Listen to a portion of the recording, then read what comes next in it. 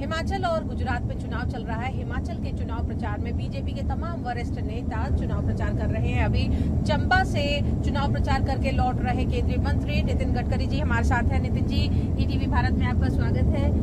आपने वहां पर भरमौर में जो सभाएं की, बहुत सारे वायदे भी किए और तमाम बातें कही। हिमाचल में रिवाज बदलने की बात हो रही है। क्या एक ऐसी बड़ी बात होगी जिसकी वजह से लोग वहां का रिवाज बदले बीजेपी की फेवर में? देखिए, वैसे भी मोदी जी के नेतृत्व में 2014 में हमारी भारत सरकार आई और हिमाचल में भी हमारी सरकार ने डबल इंजन से हमने हिमाचल का काफी विकास किया। हिमाचल में 3 हाईवे रहते थे, नेशनल हाईवे, अब 66 हो गए। फिर भी और विकास करने की जरूरत है और लोगों में ये उम्मीद जगी है कि हमारी सरकार इन सब राज्यों की तस्वीर को विकास की दृष्टि से बदल सकती है। और ये आत्मविश्वास और पॉजिटिविटी लोगों के मन में हमने पैदा की है। उसी के आधार पर जनता का हमें समर्थन मिलेगा। हमारे अध्यक्ष नड्डा जी और प्रधानमंत्री मोदी जी के नेतृत्व में हमें फिर से एक बार अच्छी सफलता मिलेगी, ऐसा मुझे विश्वास है। 2 बड़े राज्यों में चुनाव है। एक गृह प्रदेश है गृह मंत्री और प्रधानमंत्री का, और दूसरा गृह प्रदेश है आपके राष्ट्रीय अध्यक्ष जेपी नड्डा का। मानते हैं ये दोनों चुनाव में बड़े लोगों की दाव लगी हुई है, उनकी साख है? देखिए, भारतीय जनता पार्टी एक कार्यकर्ताओं की पार्टी है। हर चुनाव अध्यक्ष से लेकर कार्यकर्ता तक सबके लिए प्रतिष्ठा का होता है और सब लोग मिलकर हम काम कर रहे हैं। जहाँ पार्टी की प्रतिष्ठा और निश्चित रूप से हमारी जीत होगी, यही मेरा विश्वास है। मानते हैं 2024 का माहौल भी अभी से बनना शुरू हो गया है, विपक्ष लामबंद हो रहा है। कहीं ना कहीं ये दोनों चुनाव परिणाम बहुत ज्यादा इफेक्ट डालेंगे 24 पे? देखिए, विपक्ष ने क्या करना है ये उनका अधिकार है। हम नकारात्मक नहीं, पॉजिटिव वोट के साथ ये सब चुनाव हम जीतेंगे और हम विजयी होंगे, ऐसा मुझे विश्वास है। केंद्रीय मंत्री नितिन गडकरी हमेशा से सरकार के नंबर 1 मंत्री माने जाते रहते हैं। रैंकिंग में भी आपका नाम सबसे ऊपर आता है, लेकिन हमेशा एक शिकूफा छोड़ा जाता है कि नितिन जी नाराज हैं। ऐसी क्यों बात होती है? क्या असलियत क्या है? देखिए, मैं कभी नाराज नहीं हूँ और न कभी नाराज रहता हूँ। मैं कन्विक्शन के लिए काम करता हूँ। भारतीय जनता पार्टी का कार्यकर्ता होना ही मेरा बहुत बड़ा बहुमान है। मुझे एक बात का दुख जरूर है कि मीडिया के कुछ लोग लगातार, मैंने एक भी बार ऐसी बात कही नहीं है जो आपने छापी गलत तरीके से, जानबूझकर तोड़ मरोड़ कर एक ने पहले छापना अपने वेबसाइट पर, फिर बाकी लोगों ने उसको न्यूज बनाकर छापना, ये जो तरीका है, ये मैं तो ये लोकतंत्र का समर्थक होने के नाते आपके गलत लिखने के भी अधिकार को मानता हूं, पर मैं ये बात इसलिए कहूंगा, इससे क्रेडिबिलिटी खराब होगी। मेरे कोई भी भाषणों को जो भी वो सुन ले, जो मैंने कहा नहीं वो मेरे मुंह पे डालकर छपा जाता है और बाद में उसके ऊपर कार्यक्रम करते हैं। मैं नाराज हूं। मैं बिल्कुल भारतीय जनता पार्टी के विचारों के लिए काम करता हूं और राजनीति हमारा उद्देश्य नहीं है। मैं मानता हूं politics is a instrument of socio economic reform, और आज भी मैं सामाजिक काम करता हूं 80%। मैंने 15,000 से ज्यादा लोगों को मेरे क्षेत्र में रोजगार दिया है। मैं हेल्थ सेक्टर में, मैं 1200 एकल विद्यालय चलाता हूँ आदिवासी क्षेत्र में, वो काम करता हूँ। मैं खासदार क्रीड़ा महोत्सव करता हूँ जिसमें 55,000 खिलाड़ी भाग लेते हैं। मैं सांस्कृतिक महोत्सव करता हूँ, रोज वहाँ 17 दिन 25 50 हर लोग आते हैं। मैं एग्रो विजन करता हूँ, उसमें 5 लाख किसान आते हैं। तो मैं समाज के विभिन्न क्षेत्र में जो मेरी मर्यादा है उसमें रखकर काम करता हूँ, खुशी से काम करता हूँ। मेरा स्वास्थ्य अच्छा है, जब तक रहेगा तब तक काम करूंगा।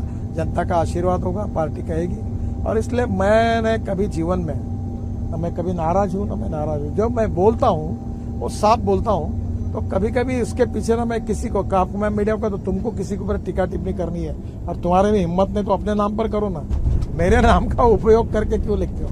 तो ये जो गलत बात है, ये मीडिया की विश्वसनीयता को कम करने वाली बात है। और मैंने आज तक जितनी कंट्रोवर्सी आपने की, एक भी जगह मैंने वो कहा नहीं है। अब मैं ये कहाँ खुलासे करते बैठूं? आप ही जाके देखो। हाँ, जो मैंने बोला है वो जरूर छापो।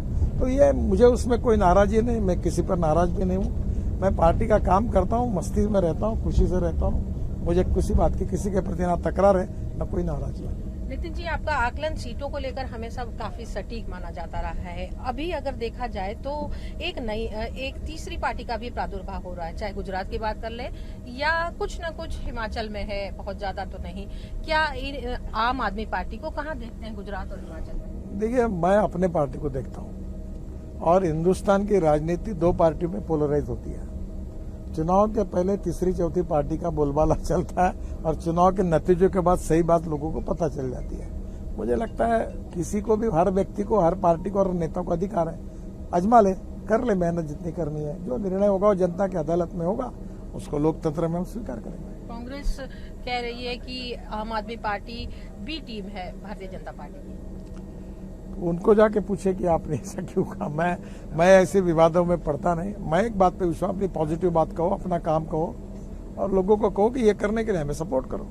फ्रीबीज की पॉलिटिक्स बहुत ज्यादा चल रही है। मुफ्त आम आदमी पार्टी दिल्ली में काफी दे रही है, दिल्ली नगर निगम का भी चुनाव है, तो ये जो मुफ्त योजनाएं हैं, हिमाचल में हमने देखा आपकी पार्टी ने भी संकल्प पत्र में महिलाओं के लिए अलग से संकल्प पत्र दिया। देखो, आजकल इस देश की जनता भी बहुत होशियार बनी है, मुफ्त में भी ले लेती है और किसको वोट देना है वो दे देती है। लोग बहुत होशियार हैं और नेताओं से ज्यादा जनता होशियार बनी है, ये सच है। तो वो समझती है, माल भी ले लेती है, रख लेती है जो मुफ्त में मिलता है, और वोट देते समय पति एक को देती है, पत्नी एक को देता है, लड़का। लोगों में भी होशियारी और जागरूकता आई है। अब वो जमाना नहीं रहा कि लोगों को कुछ दिखाकर कुछ देकर वोट दिया जा सकता है, ये स्थिति नहीं रही। नितिन जी, एक सवाल है, आपका मंत्रालय काफी कुछ कर रहा है, सड़क, हाईवे, रोड, यहाँ तक कि सारे चुनाव में इन उपलब्धियों को गिनाया जाता है, लेकिन हाल में कुछ हाईवेज में या कुछ सड़कों में ऐसी आई अनियमितता, जो सड़क धंस गई, हाईवेज टूट गया, पुल टूट गया, इन तमाम बातों को लेकर कांग्रेस इन फोटोग्राफ्स को, वीडियो को वायरल करती रही और उनका कहना है जल्दबाजी में काम, भ्रष्टाचार हो रहा है, या इस तरह के भी आरोप लगाए। देखिए, अभी तक मैं 8 साल में काम कर रहा हूँ, 50 लाख करोड़ के काम मेरे डिपार्टमेंट में हो चुके हैं। मैंने शिपिंग, पोर्ट्स, वाटर रिसोर्सेज और रोड सेक्टर में एक भी कोई कॉन्ट्रैक्टर होगा ऐसा आपको मिलता है कि जिसको लगता है कि जो कभी मंत्री के पास पहुंचा और उसको ऑर्डर लेने के लिए आना पड़ा, तो आप बोल दीजिए। हमारे यहाँ ट्रांसपेरेंट है, टाइम बाउंड है, रिजल्ट ओरिएंटेड और भ्रष्टाचार मुक्त है। और क्वालिटी में ऐसा है कि हमारे अभी तो जहां भी कभी एक्सीडेंट्स होते हैं तो आपको ये फर्क करना पड़ेगा कि एक्सीडेंट कौन सा है और फ्रॉड कौन सा है। और अभी जो हमारे ब्रिज की घटना एक बार हुई, मुंबई गोवा रास्ता पर पुराना ब्रिज था, तो अभी हमने करीब 85 हजार ब्रिजेस का डाटा तैयार किया है, ब्रिज का पूरा, और उसका सॉफ्टवेयर डेवलप किया है। और अभी एक नई टेक्नोलॉजी, ऑस्ट्रेलिया भी मैं गया था, वहां भी बात हुई है, नासिक में भी कुछ लोगों ने किया कि हम ऐसा एक डिवाइस ब्रिज को लगाएंगे कि हमें अपने दिल्ली के ऑफिस में पता चल जाएगा कि कौन सा ब्रिज गिरने वाला और कब गिरने वाला है, कमजोर है कि नहीं है।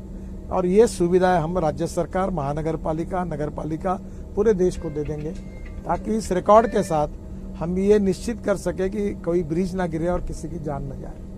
ये डिवाइस अगर पहले आ जाता तो शायद मोरबी जैसी घटना नहीं होती, कह रहे हैं। आया नहीं, क्योंकि इसका रिसर्च अभी हुआ है और पहली बार मैं हिंदुस्तान में ये डिवाइस को, अभी 2 कंपनियों को, क्योंकि कॉस्ट भी उसकी क्या होती है, जब ज्यादा लोग बनाएंगे तो कॉस्ट भी कम आएंगी, और हम लोग उसका टेंडर निकालेंगे, इसकी पॉलिसी बना रहे। मैं अगले सप्ताह में इसकी डिटेल मीटिंग कर रहा हूँ, हमारे सेक्रेटरी और हम बैठकर सब करेंगे। और फिर ये जो सुविधा है हम महानगर पालिका, नगर परिषद, हमारे स्टेट गवर्नमेंट सबको देंगे कि हमारे ये प्लेटफॉर्म पर आप आइए, रजिस्टर करिए, ये इक्विपमेंट लगाइए फ्री ऑफ चार्ज। वो इक्विपमेंट केवल खर्चा आपको करना पड़ेगा, बाकी सर्विसेज हम आपको देंगे। और ऐसा एक ब्रिज रिसर्च इंस्टीट्यूट हम लोग, हमारा संस्था है जहाँ रोड रिसर्च और डेवलपमेंट का काम होता है, वहाँ करने का हमारा मानस है। और मैं जरूर इस काम के लिए, क्योंकि ये जो मैं भी व्यथित हुआ, इतने लोग मर गए, तो मुझे लगता है कि अब टेक्नोलॉजी का उपयोग करके हमने लोगों की जान बचानी चाहिए। क्या ये घटना गुजरात के चुनाव परिणाम पर असर डालेगी? देखिए, इसका राजनीतिकरण नहीं करना चाहिए, दुर्भाग्यपूर्ण है। नितिन जी, इतना काम करने के बावजूद भी मंत्रालय इतने कहा जाता है कि नंबर 1 मंत्री अगर केंद्र सरकार में कहा जाए नितिन गडकरी हैं, फिर जो पार्टी की सबसे सर्वोच्च संस्था है जो निर्णय लेती है, नीति निर्णय लेती है, वहां से कहीं ना कहीं आपका इस बार ही मिसिंग होना, उसमें बातें बनती हैं, पार्लियामेंट्री बोर्ड की बातें कर रही हो। ये सब बातें आप नड्डा जी का इंटरव्यू लेंगे तो उनको पूछिए, वो पार्टी के अध्यक्ष है, वही बता पाएंगे। मैं तो मानता हूँ कि जहां भी पार्टी देंगी वो काम करूंगा, न मेरी कोई तकरार है, न मुझे कुछ कहना है। और 2024 के लिए क्या आकलन करते हैं, अगर आप भी आपसे? हम लोग काम कर रहे हैं, हम लोग जीत के आएंगे, जनता फिर से हमको बहुमत देगी और हम इस देश को दुनिया की महाशक्ति बनाने का जो मोदी जी का सपना है, आत्मनिर्भर भारत और $5 ट्रिलियन की इकोनॉमी, हम सब लोग उसके लिए मिलकर काम करेंगे और उसको पूरा करने की कोशिश करेंगे। राहुल गांधी भारत जोड़ो यात्रा कर रहे हैं, इसका कुछ असर होगा 2024 के चुनाव में? जिनको जो करना है करने दो, हमारा पॉजिटिव काम हम करते रहेंगे। गुजरात में किससे चुनाव आप मान रहे हैं, आम आदमी पार्टी से या कांग्रेस से? हम पॉजिटिव वोट पे चुनाव लड़ रहे हैं, हम चुनाव जीतेंगे, इतना मैं कहना चाहता हूँ। धन्यवाद। धन्यवाद ईटीवी भारत से बात करने के लिए। तो ये थे केंद्रीय मंत्री नितिन गडकरी जी, जिनका कहना है कि हम नेगेटिव थॉट से चुनाव नहीं लड़ते, हम अपनी उपलब्धियां बता रहे हैं और उनका आकलन है कि दोनों ही राज्यों में जो चुनाव चल रहे हैं उसमें काफी अच्छी सीटें भाजपा की। સતત 24 કલાક સમાચાર જોવા માટે ડાઉનલોડ કરો ઈટીવી ભારત એપ।